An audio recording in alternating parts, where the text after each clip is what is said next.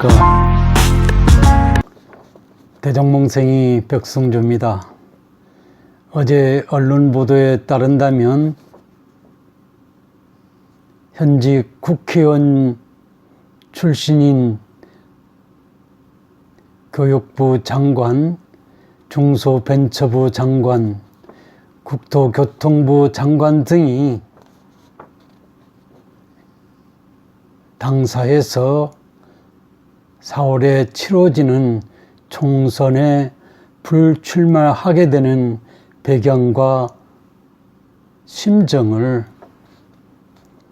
이실직고하는 그런 기자회견을 한 것으로 알려져 있습니다. 어떤 분은 눈물을 글썽거렸다라는 기사가 돋보이기도 했습니다. 그래서 오늘 저는 의원내각제도 아닌데 행정의 정치화를 우려한다라는 주제로 여러분한테 말씀을 드려보겠습니다. 최근에 인사청문회 등이 엄격화 등으로 말미암아서 전문 행정관료 아니면 사회에서 전문성을 갖고 있는 소위 테크노크라트라는 분들의 입각보다는 주로 손쉽게 동료 의식이 반류해서 인사청문회 절차가 쉽게 진행될 것이라는 예단 하에서 동료 정치인들을 장관 자리로 내세우는 경우가 일반화되고 있다고 말씀드릴 수 있을 것 같습니다. 그렇지만은 시대 상황이 급변에 따라서 과연 정치인 출신들, 물론 각 개인의 역량에 따라서는 다재다능한 역량을 가질 수 있고 그것을 발휘해서 국가 발전에 일익을 담당할 수는 있겠습니다마는 통상적 관점에 비추어서 정치인은 나름 마르고 닳도록 정치적 역량에 관심을 집중해 왔다라는 점에서, 그리고 다선 의원의 경우에 장관 자리로 추천이 된다는 점을 감안해 봤을 때 특히나 4차 산업혁명 시대의 파고에 직면해 있는, 그리고 보다 기술적인 전문성을 갖고 있는 장관들의 어떤 역량 발휘에서 국가 발전이라든지 국가의 경제 발전이 더 나아질 수 있다라는 그런 가능성을 감안한다면 정치인 위주의 국무위원회 구성은 전적으로 좀 바람직하지 않다라는 개인적 생각을 여러분한테 말씀을 드려보겠습니다. 우리만이 아니라 일반적으로 국가 사회가 전반적으로 디지털화되어 가는 4차 산업혁명의 흐름을 일반적으로 받아들여지고 있는 상황에서 보다 전문성, 해당 자리에 전문성을 갖고 있는 인사의 장관으로의 발탁이 일반화되는 것이 세계적인 추세라고 본다면 우리 경우에 있어서는 그런 시대의 어떤 그 흐름의 관점에 따라서는 반하는 상황에서 장관 자리가 채워지고 있다라는 그런 아쉬움을 전할 수도 있지 않느냐는 그런 말씀을 드려보겠습니다. 여러분 아시는 바와 같이 헌법에 의하면 행정권은 대통령을 수반을 하는 정부에 속한다고 되어 있습니다. 그래서 대통령을 정점으로 국무총리 그리고 소위 장관으로 구성되는 국무위원 등으로 행정부는 조직이 될 수 있습니다. 그리고 행정에 관한 어떤 실질적 권한을 행사함에 있어서는 오로지 대통령 한 사람에게 집중되도록 되어 있습니다. 그래서 국무총리나 국무위원 등은 단지 대통령을 잘 보좌함으로써 국정이 원만하게 돌아가도록 할 맡은 바 책무가 부여된다고 볼 수 있습니다. 그런 점에서 시대 상황이 변화에 따라서는 그리고 정치적 역량보다는 여타 경제적 문제, 외교적 문제 등등 보다 전문성을 요구하고 있는 그런 직역에 있어서의 장관들의 어떤 그 역량 강화는 현재적 관점에서 보다 중요하게 다뤄질 필요가 있다.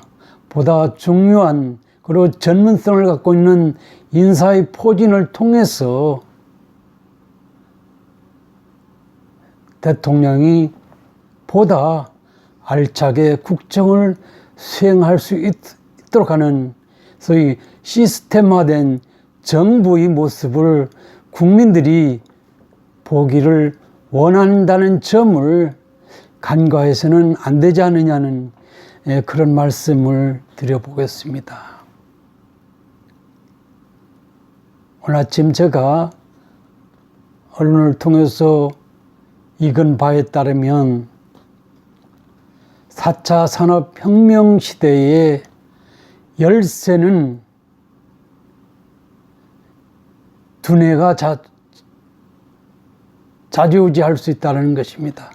특히나 저희 그 고령화 시대, 그 다음에 저출산 시대에 즈음해서 앞으로 국가 발전이나 국가의 역량 강화를 위해서는 두뇌의 역할이 무엇보다도 중요하다는 그런 기사를 제가 읽었습니다. 여기서 두 가지 관점을 연상해 볼 수 있는데요. 4차 산업혁명 시대에 있어서 어떤 그 정부 관료의 역할과 두뇌의 역할이 필요한데 어제 총선에 불출마를 하게 됐던 직역의 장관, 교육부 장관은 대한민국이 소위 교육 문제를 책임지고 있다는 점에서 그 다음에 중소벤처부 장관이나 국토교통부 장관이 경우에서 디지털 혁명 시대를 주도할 그런 장관 자리라는 점에서 본다면 어제 기자회견 시사하는 바가 많습니다. 제 개인적으로는 그분들이 본래 정치 영역으로 돌아가고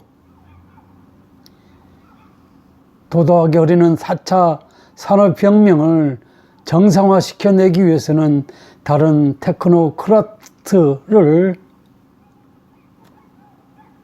장관 자리로 받아들였으면 어떨까 하는 그런 생각을 해봅니다.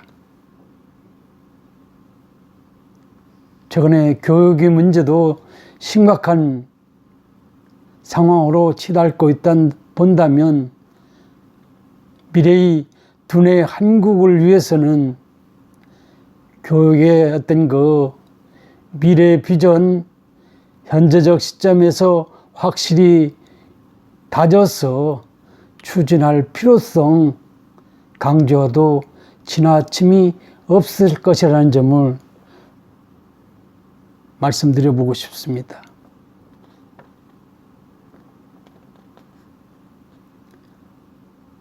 우리가 2차 산업혁명 시대랑 3차 산업혁명 시대에서는 정치적 역량 강화를 통해서 행정 영역을 압도하거나 추스릴 수 있는 썼으나 4차 산업혁명 시대에서는 특히 장관들이 대한민국의 미래에 관련된 먹거리로서의 산업이라든지 미래의 두뇌를 강화시키는 문제라든지 이런 부분들은 정치인으로서 해야 될 그런 직역은 아닐 수 있겠다는 점에서 비춰본다면 물론 정당 차원에서는 여러 가지 고려사항이 있을 수 있겠습니다마는 시대 상황에 비추어서 행정 영역, 특히 어떤 그 전문성을 갖고 그 영역을 주도 면밀하게 컨트롤하고 그리고 대안을 만들어서 대통령을 철저히 보좌할 수 있는 그런 장관 직역에 있어서는 정치인을 안약에 수혈하기보다는 전문 관료로서의 자질을 가진 역량 있는 인사들의 어떤 그 수혈을 통한 국가 발전을 도모하는 것이 어떻겠느냐는 그런 말씀을 드려보겠습니다. 세상은 정치 영역보다는 그 이외의 영역이 더 진일보 발전하고 있고 예측할 수 없는 여러 가지 상황들이 전개되고 있다고 본다면 정치인 대통령 혼자서 예단하고 구상하고 지시할 그런 겨를이 없을 것이라 본다면 젊은 기술 관료의 장관 자리를 좀 배려하는 정치권이 어떤 그 아량, 도량이 요구되는 세상이 아닌가 하는 그런 말씀을 드려보겠습니다. 저는 정치의 문외 아닙니다마는 4차 산업혁명 시대에 대한 여러 가지 자료를 입수해서 책을 쓰는 입장에서 연상이 돼가지고 그래서 정치 영역하고 관료 영역 구분이 되는 대한민국이 되었으면 좋겠다는 것이고 그런 어떤 그 분류를 통해서 전문 관료들에 의해서 일사불란한 국정수행이 정상화됐으면 좋겠다. 그럼으로써 대한민국의 경제 발전 또한 승승장구할 수 있지 않느냐는 그런 생각을 해봅니다. 두서없이 여러 가지 말씀드려 봤습니다. 좋은 하루 되시기 바랍니다. 감사합니다.